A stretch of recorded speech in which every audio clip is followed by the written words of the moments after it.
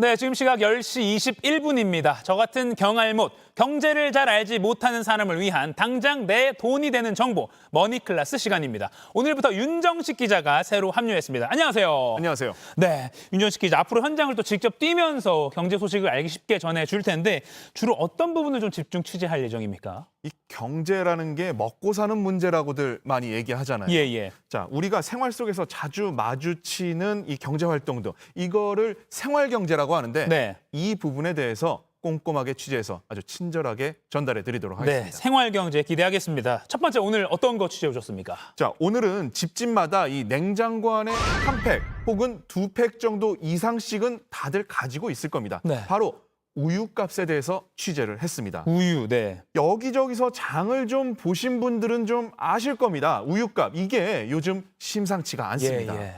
이 준비해온 리포트가 있는데 먼저 한번 보실까요? 보고 얘기하죠.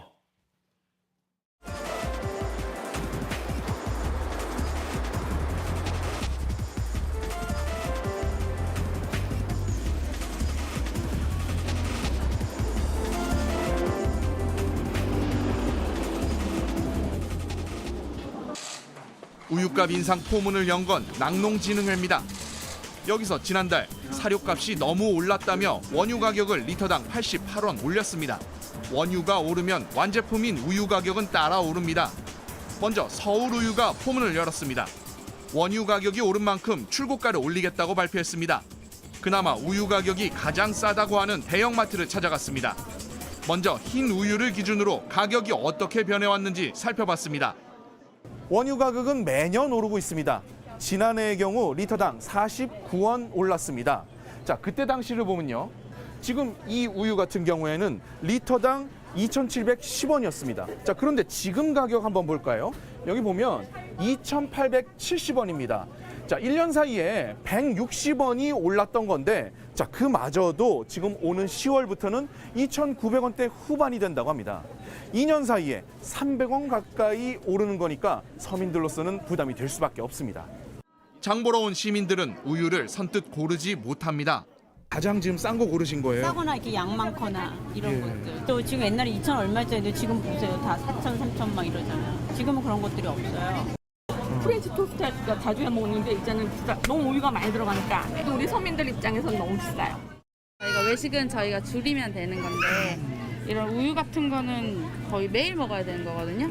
근데 뭐 10원, 20원도 아니고 몇백 원씩 이렇게 오르니까 너무 비싸요. 3,000원 넘어가면 좀 거부 반응이 있겠죠. 서울우유 측은 서민 부담을 감안해 인상폭을 최소화했다고 말합니다. 물가 인상을 자극할 것을 우려해 소비자들의 심리적 마지노선인 3,000원을 넘기지 않았다는 겁니다.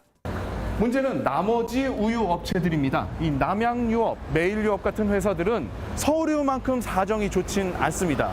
그렇다 보니까요, 이 제가 지난해 걸 찾아봤더니 서울우유가 평균 출고가를 6% 올릴 때 매일유업은 9%, 남양유업은 8%를 올릴 수밖에 없었습니다. 이번에는 얼마나 올릴지 물어봤습니다. 인상폭은 아직 결정을 하지 못했어요. 그 인상폭이나 그런 건 회사마다 다르니까요. 출산율도 떨어지고 하니까 그냥 소비가 정체이다 보니까 원유 가격이 계속 인상이 되는데 이에서 제품 가격에 반영을 못하니까 이익률도 많이 좀 1% 내외라고. 매일 쉽게 접하고 마시게 되는 우유. 우유값 인상이 밥상 물가를 위협하고 있습니다. 네, 잘 봤습니다. 저도 좀 안타까운 게 저도 아이가 있기 때문에 우유를 한 2팩씩은 항상 좀 채워놔야 되거든요. 그렇죠. 장난이 아닙니다. 근데 아까 화면에 보니까 2,800원대 서울우유가 그랬는데 저희 동네에는 2,800원 넘는 것 같거든요. 가격 맞나요, 이거?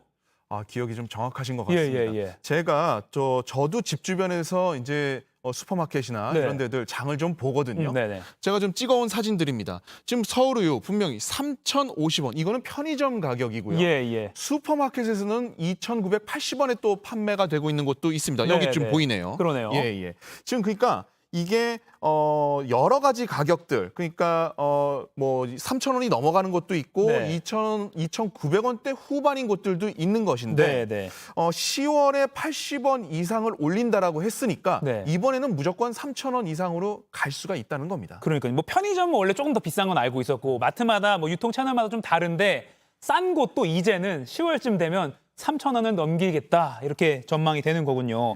근데 아까 서울우유 측 설명 보면 소비자들의 심리적 마지노선인 3,000원은 안 넘기겠다 이런 취지를 말을 했는데 그럼 서울우유가 결국에는 이제 한 달 뒤면 이 말을 못 지키게 되는 거네요. 아니 뭐 거짓말을 했다기보다는요. 네네네. 지금 발표를 했던 것들을 자세히 한번 제가 읽어봤더니만 네네. 이 판매 가격이 다양하다 보니까 그중에서 가장 저렴하다라고 할 수 있는 이 대형마트 그곳에서는 지금 현재 2,800원대 후반인데 이거를 3,000원을 넘기지 않겠다라는 얘기를 한 걸로 볼 수 있습니다. 대형마트 기준으로 3,000원 안 넘기겠다. 그렇습니다. 예, 그렇다 예. 보니까 우리가 좀 더 가까이에서 접할 수 있는 이 소매점, 슈퍼마켓이라든지 편의점 이런 곳에서는 이번에 3,000원을 무조건 넘어간다라고 볼 수도 있는 겁니다. 네. 그리고 또 우유 회사들이 고통 분담 차원에서 많이 안 올린다라고 말을 했는데 그럼 고통 분담한 게 진짜 맞나요? 이거는 좀 보는 시각에 따라서 좀 다른데요. 예. 자, 통상 우유 업체들이요. 낙농진흥회가 이 원유 가격을 올리면요. 여기에 인건비, 그리고 뭐 유통비 이런 것들이 있으니까 네. 이것도 함께 보태가지고 출고가를 올리게 되거든요. 제가 알기 쉽게 조금 그래프를 한번 좀 준비를 네, 해봤는데 자, 이거 한번 보시면 자, 원유 가격을 만일에 예를 들어서 50원을 올렸다. 그럼 인건비 10원 또 올리고 물류비 10원 올리고 그렇게 해서 최종적으로 소비자한테 나가는 출고가는 우유가 70원이 오를 수 있다는 겁니다. 예. 자, 이런 구조가 되는데 이번에 서울우유 같은 경우에는 다른 거 다 반영 안 하고 원유가 오른 만큼만 반영을 하겠다라고 이야기를 한 겁니다. 아하. 자, 그래도 이 원재료 인상분을 감내한 걸로 볼 수는 없는 거죠. 네. 일단 이 그래프로 다시 보면 자 지금 뭐 원유가 올라가는 거는 뭐 어쩔 수 없다고 만약에 본다면 근데 뭐 물가도 다 오르니까 인건비, 물류비도 오르고 있습니다. 근데 우유 회사의 입장은 원래 이렇게 다 올라야 되는데 인건비, 물류비 같은 건 우리가 최대한 참고 있고 원유 인상분 정도만 우리가 최대한 반영해서 그냥 정말 우리 고통 분담하고 있다. 뭐 요게 이제 우유 회사의 입장인 거네요. 그렇습니다. 알겠습니다. 저는 또 궁금해지는 게 바나나 맛 우유, 아, 그거 못 딸기 참죠. 맛 우유 뭐 이런 거 좋아하거든요. 예. 이런 것들도 가격 인상이 되는 겁니까 그러면? 초딩 입맛이군요. 아, 그거 완전합니다. 네네. 네네. 그런 것들을 좀 가공유라고 하는데. 가공유. 예, 그렇습니다. 이거는 아직 얼마만큼 인상을 할지 결정짓지 않았습니다. 네. 자, 근데 벌써부터 걱정되는 게 작년 사례를 보면 좀 이게 심각하거든요. 예. 자, 그래프 한 번만 다시 또 띄워주시죠. 네. 자, 작년 아니라 이제 2010년도서부터 최근에 한 10년 동안의 원유 가격 추이입니다. 네. 자, 900원대 초반에서 계속해서 안정되게 유지가 되고 있다가 2021년 947원, 자, 996원, 자, 올해는 1,000원을 넘긴 겁니다. 예. 자, 그런데 인상폭을 지금 자세히 보다 보면은 올해가 작년보다도 더 많이 인상이 됐어요. 네. 자, 그런데 작년에 올해보다 조금 인상이 됐었던 그 작년에 네. 자, 이거는 이제 뭐 업계에서 바나나 맛 우유로는 좀 그래도 대표성을 가지니까 제가 이야기를 하자면 빙그레 바나나 맛 네. 우유 있죠. 예, 그게 1,500원에서 200원, 그러니까 13%를 작년에 올렸거든요. 아하. 자, 그러면은 작년보다 더 오르는 올해는 도대체 얼마만큼 올릴지 아하. 혹시라도 이거 2,000원 넘어가는 거 아닌지 자, 그러면 저는 진짜 못 사 먹을 것 같습니다. 초딩 입맛을 포기해야 된 건가요? 그러니까 작년보다 올해 원유 인상폭이 더 큰데도 불구하고 이제 어떻게 될지 지켜봐야 되는 거네요. 작년에 200원이 올랐다, 13%가 올랐다. 그러면 올해는 원유 가격이 더 올랐으니까 13%보다 더 오르는 거 아니냐라는 걱정이 자연스럽게 나올 수밖에 없는 그런 그럴 상황 수 있습니다. 같습니다. 근데 더 큰 문제는요. 네네. 이런 우유 가격 인상이 주변에 있는 식품 가격 인상으로도 번질 수가 있거든요. 주변으로. 이게 바로 밀크플레이션이라는 겁니다. 네. 자, 제가 이것도 현장 취재를 했습니다. 한번 보시죠. 네. 호장수 씨는 서울 신림동에서 8년째 커피 전문점을 운영 중입니다. 한여름이 지나 가을, 겨울이 되면 가장 인기 있는 메뉴는 라떼류입니다. 저도 카페라떼 한 잔을 주문했습니다. 여기에 우유는 얼마나 들어갈까? 이게 지금 바로 보이실 카페라떼 한 잔인데 그럼 몇 밀이나 들어가는 거예요? 보통 한 잔 만들 때 저희가 한 300ml 정도? 이 정도. 300ml요? 네네. 아, 그럼 커피보다 용량으로 봤을 때는 우유가 대부분이네요. 상대적으로 저렴한 멸균 수입 우유를 쓰려 해도 맛 차이 때문에 쓸 수가 없습니다. 저희가 매장에서 쓰는 우유인데 저희는 100% 다 국산 우유만 사용하고 있습니다. 고 씨는 라떼류에 한해 가격을 올리는 것을 검토 중입니다. 저희는 뭐 땅 파서 장사하는 것도 아니고 저희도 보시면은 매장을 운영하는데 임대료. 임대료도 나가고 뭐 직원들 월급도 나가고 항상 매년 지금 올라가고 있는 상황이거든요. 우유가 오르면은 베이커리에 들어가는 뭐 계란이라든가 뭐 버터라든가 치즈라든가 이런 것까지 줄줄이 인상이 되기 때문에 빵집들도 아마 지금 난리가 났을 겁니다. 서울 마포의 베이커리 카페입니다. 마침 나온 에그타르트. 예, 지금 이게 막 다 구워져서 나온 거예요? 네네. 이만큼 굽는데 우유는 얼마나 들어가나요? 한 1리터 안 되게 좀 들어가는 것 같아요. 1리터 안 되게. 네. 그러면은 한 일주일에 우유를 얼마나 쓰시는 거예요? 실을 저희가 한 20리터 정도는 쓰는 것 같아요.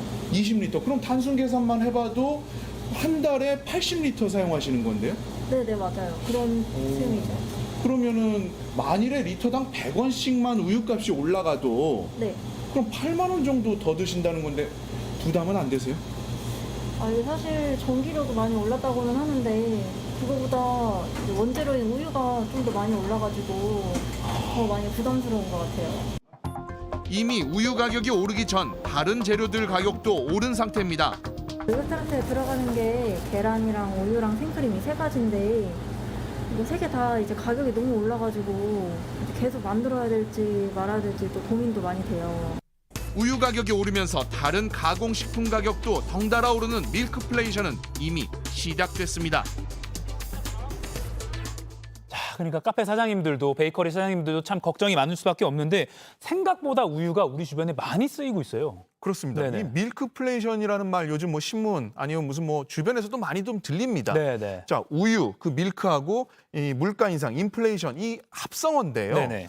자, 이 우유는 그 자체로도 제가 많이 먹지만은 다른 식품의 재료로도 많이 사용이 되고 있습니다. 네. 자, 그래서 우유값이 오르면 다른 음식 가격이 함께 꿈틀거린다라는 말이 여기서 나오는 건데 네. 방금 제가 리포트에서 소개했던 커피, 빵 이것들 말고도요. 아이스크림, 버터, 과자, 치즈, 생크림 이런 곳에도 다 우유가 들어가게 돼 있습니다. 그러니까요. 안 들어가서는 만들지를 못합니다. 자, 어제 통계청이 8월 소비자 물가 추이 이거를 좀 발표를 했습니다. 네. 자, 1년 전에 비해서 전체적으로 봤을 때는 3.4% 올랐다라고 얘기가 나옵니다. 네. 자, 그런데 우유 부문을 또 따로 떼서 보면요. 9.4%가 올랐고요. 예. 빵이 5.9%, 아이스크림은요. 14.3%가 올랐습니다. 아하. 자, 이렇게 평균치를 크게 웃돌았었습니다. 그러니까 밀크플레이션이 우려된다는 수준이 아니라 지금 밀크플레이션 진행 중인 거네요. 맞습니다. 예, 예. 이게 지난해에도 사실 밀크플레이션이 있었죠. 음. 지난해 우유값이요. 약 6에서 9%가 올랐었는데 네. 한국소비자단체협의회 조사를 한번 찾아봤더니 네네. 이때 아이스크림 같은 경우에 12.2% 그리고 커피 믹스 같은 경우에는 20%가 넘게 올랐습니다. 아하. 커피는 그 뭐 원두 이런 영향을 받는 거 아닌가요? 좀 예리하시네요. 예, 예. 이 원두도 좀 올랐지만은 예, 예. 여기에 흔히 우리가 프림이라고 말하잖아요. 예, 예. 자, 우유 단백질 카제인이라는 게 들어갑니다. 자, 그게 올라갔기 때문에 원두도 또 우유도 같이 올라갔기 때문에 네. 더블 상승이 된 거죠. 믹스커피도 우유 가격 상승에 영향을 받는다. 이것저것 다 오르는데 뭐 대책이 좀 있을까 싶습니다.